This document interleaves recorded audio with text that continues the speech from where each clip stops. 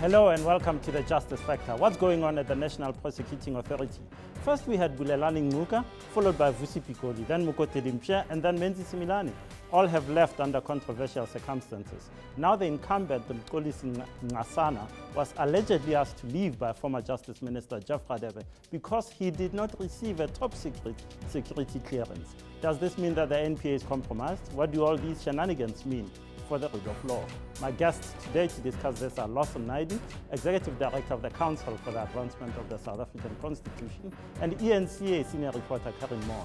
But first, look at the cartoon on your screen now. This cartoon was produced by cartoonists Dr. Curtis and Jack and published and removed from the Eyewitness News website last week because the ANC and many of its members complained bitterly, saying it is racist to call voters peoples. I'm joined today by ANC member Mayihlome Tshwete, who complained and helped organize a march on the EWN offices, and Phenyo Butale from the Freedom of Expression Institute to discuss the merits or not of the cartoon. Gentlemen, welcome to the show. Mayihlome, what's racist about this cartoon? Well, first, can I just start by saying I'm not here as an ANC member, I'm here as an ANC voter who felt offended by the cartoon, which depicted not only public representatives in a negative light, but also voters for practicing their democratic rights. But surely there's nothing wrong with depicting public representatives in a negative light. That's part of the freedom that we all enjoy. That's something that we expect, and that's something that they are used to. The issue that I have is when you go beyond that line and you call all voters that voted for the ANC peoples and a bunch of clowns. The reality is that our history has dynamics to it. And we can't move away from the fact that the makeup of the ANC is mostly black voters. Mm-hmm.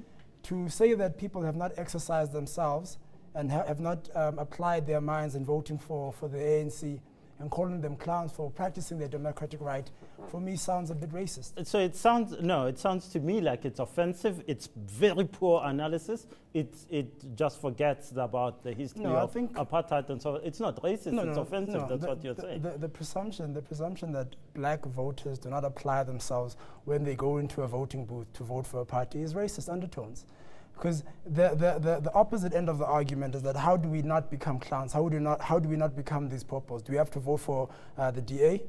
Is that what the argument? I don't know if they're saying the DA equates the DA to apartheid. But I'm saying to you, if they're saying that if you are a clown for voting for the ANC, what's the alternative? Do you have to vote for the EFF? DA? You have to be voting for the DA. EFF? They've already made a mockery out of the EFF before.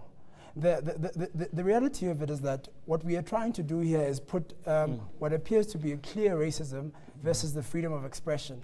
And these arguments or these debates are not happening only in South Africa. They even happen in more advanced democracies like in Europe too.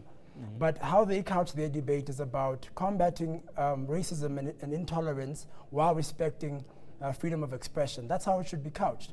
We should never couch it in a way that says that it's either racism versus the freedom of expression. We are all for the freedom of expression, but I think there's a line that must be drawn when we deliberately ignore the dynamics of our past and we ignore racial undertones and we say, no, it's just satire. There's no satire to it. Satire makes fun of those in power and pulls follies at those in power. It doesn't make fun of the vulnerable. Here, when you're making fun of 11 million South Africans that voted for the ANC and calling them a bunch of idiots, calling them a bunch of clowns, for me, it has the racist undertones. Phenyo Butale, do you agree that it's racist? Is it offensive? Should it have been run at all? Should it not be? Should it have been taken down? I think we need to appreciate what is the role of satire in any democracy.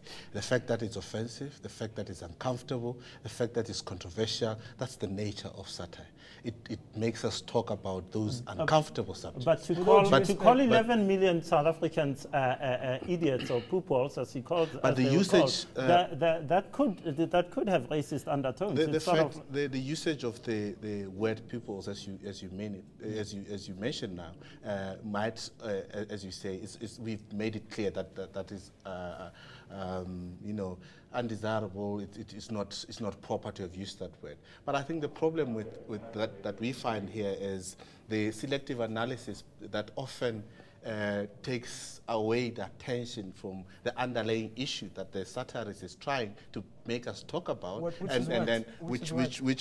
then the focus then goes to the discontent. So to tell the me about that selective part. analysis. What's what the is underlying this? issue? You know, when you look at the history of satire in South Africa and the reaction of the ANC for one, you've had many satirists being called to book. You've had the issue in the FNB issue, you know, the T-shirt issue in the UK, in the KZN.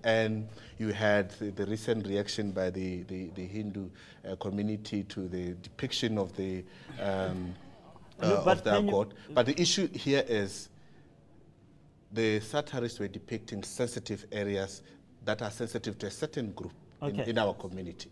Then the attention was the fact that a certain group was uncomfortable with the satirist, not the message. Mayihlome, what I understand Phenyo to be saying is saying you're focusing on one issue, you're forgetting about all the other things that your party or the party you voted for has put into the basket of the Constitution. You're focusing on the racism. You're not saying, you know what, it's offensive, it's all this, well, but I'm going to protect his right to... Justice, I'm glad you called it a basket, because there's different elements to it. One of the elements that are there is the right of dignity. As a South African, I have the right to my dignity. To make such an offensive statement that I did not apply my mind in who I voted for when I read the policies and I knew exactly what I voted for, while other parties were anti-affirmative action, while other parties were anti-social security grants, while other parties were doing a number of things that I disagreed with. And when I applied myself and voted for a particular party, for a member of what's supposed to be a platform that disseminates information, to call me a clown for doing that has racist undertones for me. So, and then he says, then he argues that satire is supposed to be offensive. Well, so is racism. Racism is also offensive. We should be careful of not saying that everything that can be racism, if you put it under the cloud of satire, then it's perfectly fine. We are functioning... Let me get Phenyo's reaction to that. I find it difficult. I mean, this is a drawing of a cartoon, and the part where the voters are has a shade of black. Yeah. And this is the interpretation of my friend, is that the shade of black would mean black voters. I find that very problematic. It does say we, because the peoples. But you see, the problem is this, that this is a shade of black that could mean anything. And his interpretation is that it means black people. But he's saying 11 million people voted for the ANC, and they're largely that's black. the problem, because you are saying that only black voters black people vote for the ANC. The majority of them. They are majority, but this is a multi-racial democracy, and even the government that is depicted is a multi-racial democracy. And therefore, the issue about race, I find it very difficult. You're saying the government that's depicted in the cartoon is multiracial. The only people that are depicted in the cartoon are black politicians.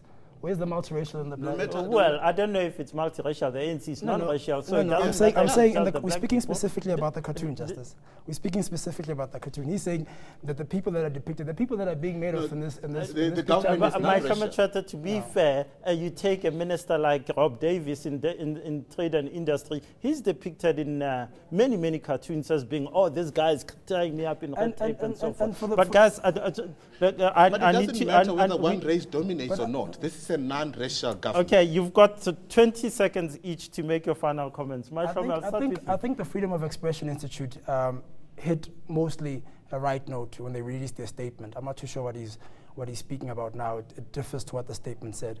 Their statement said that they also found the cartoon to be careless and irresponsible. And I think it goes beyond that. I think it has racial undertones. And in a country like South Africa, we have dynamics to our past. I think people should be very sensitive to those and be careful in how they depict Butale, you get 10 seconds. I think the ANC and any South African need to know that freedom of expression, for which satirical expression is part of, is foundational to any democracy, and we need to respect it and defend it. And by doing that, we need to be tolerant of one another's opinions and views. Gentlemen, thank you very much for your time. I wish we could go on to other some of the other issues that are raised by the debate. But thank you very much, both of you, for coming in. After the break, we asked Lawson Naidu and Karen Mon why the job of National Prosecution's Chief is such a poison chalice. News that moves. ENCA.com.